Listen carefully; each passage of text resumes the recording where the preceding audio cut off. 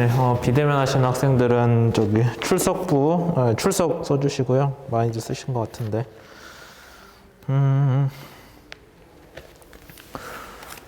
우리 저번 시간 얘기한 대로 7장은 사실 그 3차원에서의 변형을 다루고 있기 때문에 뭐 이미 1, 2차원에서 했던 내용에서 그냥 3차원 성분만 넣으면 돼요. 그래서 따로 얘기는 안 하고 넘어가기로 했었어요.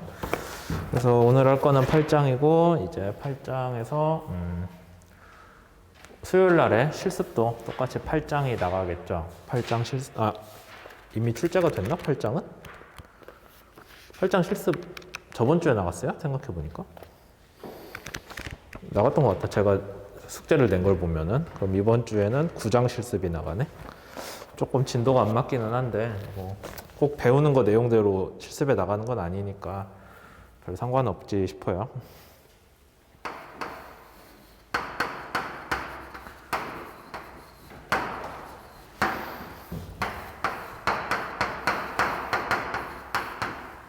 이번 챕터에서 우리가 배울 거는 그 진동 관련한 부분인데 뒤에 뭐 구조 진동 및 동력학이라고 되어 있는데 동력학은 우리가 생각하는 그 F는 MA 동력학이 아니라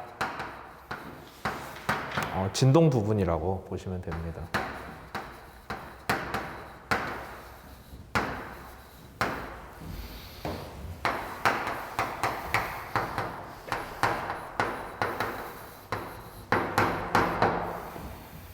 그래서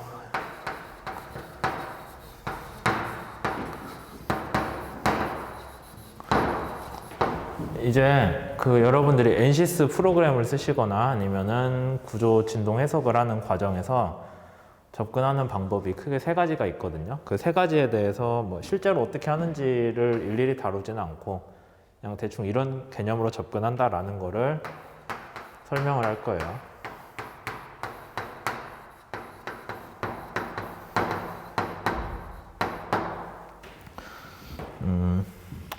그래서 이제 진동이라고 하면은 여러분들이 따로 진동 수업을 지금 뭐 거의 다 들었을 거예요. 4학년 2학기 수업이기 때문에 우리가 진동 관련해서 얘기를 하자면은 뭔가 외부에서 힘이 왔을 때 그 물체가 이동한다고 하기는 좀 그렇고 어떤 특정 부분만 변이가 생기는 거죠. 그래서 그 변이랑 그 다음에 진동할 때 복원되는 힘, 탄성 같은 거 그걸로 영향으로 인해서 어떻게 운동을 하는 그런 과정이 진동이죠.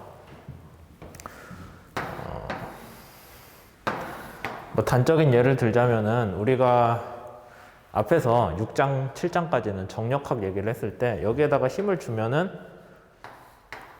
그냥 꾸준히 주고 있는 거죠. 그때 어떤 걸 우리가 해석을 주로 했어요? 아랫방향으로 내려가는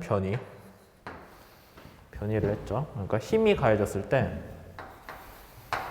힘이 있다가 없어진 거 절대 아니에요. 그냥 힘이 꾹 가해지고 있으면은 거기에 대해서 변이가 얼마나 발생했냐. 뭐 그거를 우리가 탄성 계수 뭐 그런 측면에서 영수 모듈러스 집어넣고 뭐하고 해서 계산을 했었죠. 네, 이런 식으로 하는 게 아니라 진동 문제에서는 시간에 따라서 뭔가 힘이 변하는 거가 제일 중요해요. 근데 이제 우리가 앞에서 정력학을 할 때는 정력학은 스태틱스잖아요. 그러니까 물체가 움직이지 않고 시간에 따른 변화율이 0이었으니까 그냥 힘이 한번 들어가면 꾹 누르고 있는 그런 상황이었는데 동력학 아니면 진동 해석에서는 힘이 한번 가해졌다가 힘을 한번 가했다가 그 힘이 탁 없어지죠. 힘이라고 하기 좀 그러면은 초기에 어떤 변이를 줬다가 억지로 변이를 만들어줬다가 걔를 딱 놓으면은 탄성 때문에 띠용하면서 움직이죠. 그러면은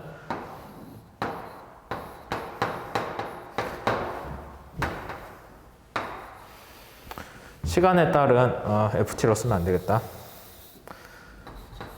시간에 따른 여러분들이 힘도 줄 수 있고 그로 인해 생기는 변이를 해석을 하라고 했을 때 이렇게 튀어나와 있는 볼을 여러분들이 꾹 눌렀다가 탁 놓으면은 얘가 흔들리죠. 그러면 힘에 대해서는 어떻게 식이 나오냐면은 처음에 일정한 힘을 넣었다가 어떤 순간에 탁 하고 놓으니까 그 힘이 0으로 가겠죠. 처음에 어떤 값을 넣어서 물체를 눌렀다가 걔를 탁 놓으면은 힘이 안 가해지는 거잖아요. 그러니까 초반에 있다가 0으로 갈 거예요. 시간에 대해서. 그때 U는 어떻게 변해요? 처음에 힘이 있으면은 U도 어떤 값에서 시작을 하겠죠. 꾹 누르고 있으니까 얘가 힘이에요. 힘이 0이 아닌 한은 U가 쭉 있다가 유지가 되다가 힘을 탁 놓으면은 얘는 원래 자리로 돌아가야 되잖아요. 원래 자리로 돌아갔다가 지나갔다가 뭐 이런 식으로 가겠죠. 이런 식으로 여러분들이 그냥 어떤 물체가 있을 때, 보가 있을 때 걔를 꼭 눌렀다가 탁 놓으면은 얘가 알아서 흔들릴 거다라고 했을 때 뭐 이런 식으로 시간에 따른 힘의 변화량하고 시간에 따른 운동의 변화량을 여러분들이 추정을 할 수가 있어요. 그냥 대충 이런 식으로 나오겠다라고 생각을 할 수 있겠죠. 그런 식으로 이렇게 흔들리는 게 진동인데 여러분들이 옛날에 배웠던 아니면 지금 배우고 있는 내용을 조금만 좀 기억을 해보신다면은 얘가 흔들리는 주기를 우리가 뭐라고 불러요? 진동수를 고유진동수라고 부르잖아요. 그럼 그 고유진동수를 어떻게 계산하는지가 진동에서 제일 중요한 부분이었던 것 같아요.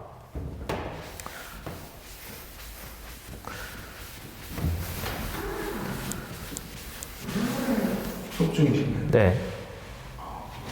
무슨 일이세요? 네. 그렇게 됐을 때 우리가 고유진동수라는 거는 알고 있는데 이제 거기에 대해서 해석을 어떤 식으로 할지를 세 가지를 접근을 하고 있는 거예요. 그러면은 첫 번째 모달 해석이라는 거는 힘을 가해주지 않았을 때 여기 식이 보면은 힘이 0일 때잖아요. 힘을 가해주지 않았을 때 이 물체 자체에 고유 진동수를 계산을 하는 게 모달 해석이에요. 그래서 아마 여러분들이 진동 수업에서 배웠겠지만은 모달 해석을 하면은 이 물체의 고유 진동수들이 주기별로 나오죠. 진동수별로. 그래서 뭐 첫 번째 모드, 두 번째 모드 등등으로 나왔을 거예요. 그래서 표시를 어떤 식으로 했어요? 진동수가 작은 거 아니면 주기가 큰 모드 먼저 표현을 해줬을 거예요. 걔네들이 일반적으로 더 큰 에너지를 포함을 하고 있고 그 다음에 더 해석이 잘 되는 이제 우리 NCS 해석에서는 낮은 모드일수록 해석이 잘 되기 때문인데 어쨌든 얘는 고유 진동수와 거기에 대해서 그 고유 진동수의 조화 성분들 그 고유 진동수의 뭐 진동수가 2배인 거나 아니면 3배, 4배 그렇게 가는 성분들을 위주로 해석을 하는 게 모달 해석이에요. 그래서 외력이 없더라도 고유 진동수 해석이기 때문에 가능은 하겠죠. 그 다음 주파수 응답 해석이라는 게 있는데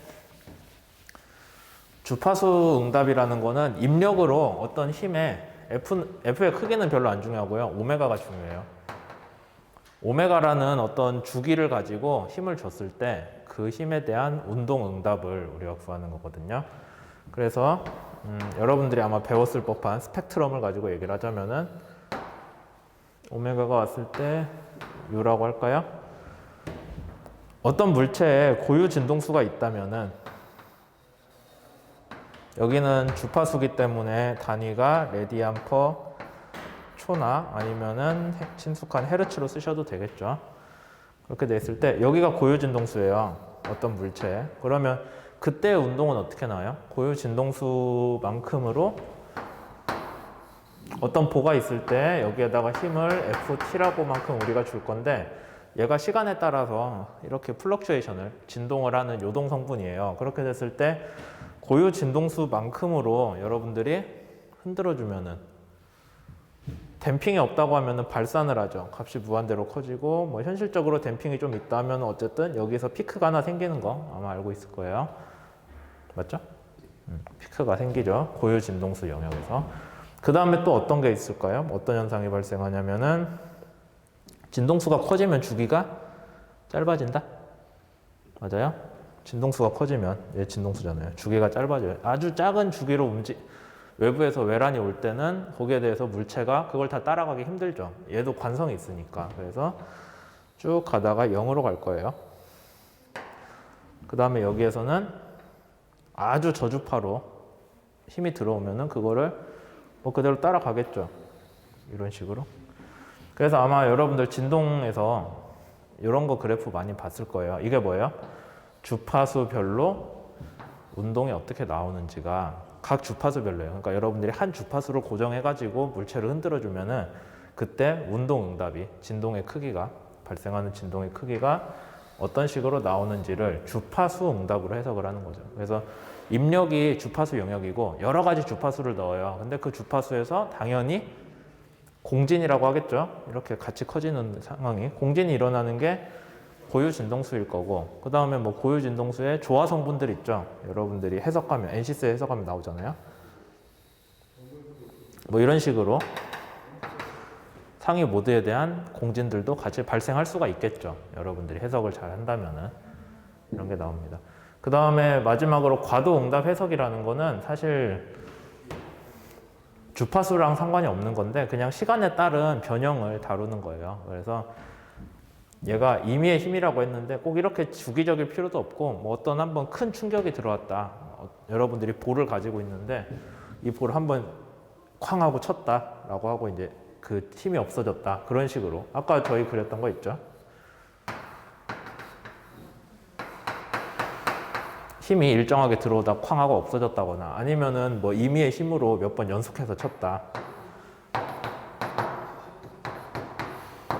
이런 식으로 이해할 수 있겠죠. 일정한 값의 힘을 일정한 주기를 주고 친 거예요.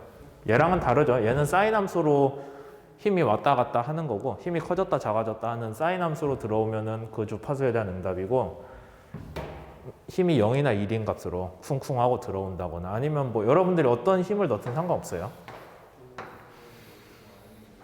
뭐 꼭 주기적일 필요도 없고 그냥 어떤 식으로든 여러분들이 힘을 주면은 거기에 대한 응답을 일일이 해석한다. 그거는 우리가 과도응답 해석이라고 부를 수가 있어요.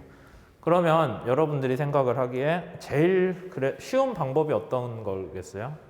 가장 그래도 접근할 수 있을 만한 게 모달 해석이 제일 쉽겠죠. 걔는 물체만 주어지면 돼요. 외부에서 힘 같은 거 고려를 안 해도 물체 자체의 고유 진동수를 가지고 해석하기 때문에 모달 해석이 제일 쉽다라고 하면, 쉬운 거는 계산하는데 필요한 자원이 적다는 거예요. 그러니까 여러분들이 저기 NC스 해석을 했을 때 실습해 보신 분들은 알겠지만은 모달 해석 먼저 나왔죠. 그 다음에 주파수 응답 해석은 나왔나? 나왔던 것 같긴 한데 실습에 하모닉스에서 해석하면 나왔던 것 같아요. 그거는 여러분들이 어떤 시간에 따라서 일정하게 변하는 그런 외력을 주었을 때 이제 거기에 대해 운동이 커지는지 아니면 운동 응답이 작은지 그런 걸 보는 게 주파수 응답 해석이 됩니다. 마지막으로 과도 응답 해석은 저희 실습에서 다루지는 않는데 시간에 따라서 힘이 어떻게 작용한다라는 거를 여러분들이 시나리오를 짜면은 거기에 맞춰서 운동이 발생을 하는 게 과도 응답 해석이 되겠죠. 그래서 이거 세 가지가 있기는 한데 이번 챕터에 교과서에서 주로 다룰 내용은 이거 밑에 거는 말 그대로 그냥 복잡한 유한 요소 해석을 시간에 따라서 하는 거기 때문에 해석은 복잡한데 거기에 들어가는 이론은 뭐 딱히 더 다룰 게 없어요. 그냥 시간에 따라 힘이 바뀌면은 그때 얘가 변이가 어떻게 되냐 그거고, 사실 우리가 좀 학문적으로 접근할 거는 위에 두 가지가 책에서 다룰 만한 내용들이 있기 때문에 이번 수업에서도 저거 두 가지만 주로 얘기를 할 거예요.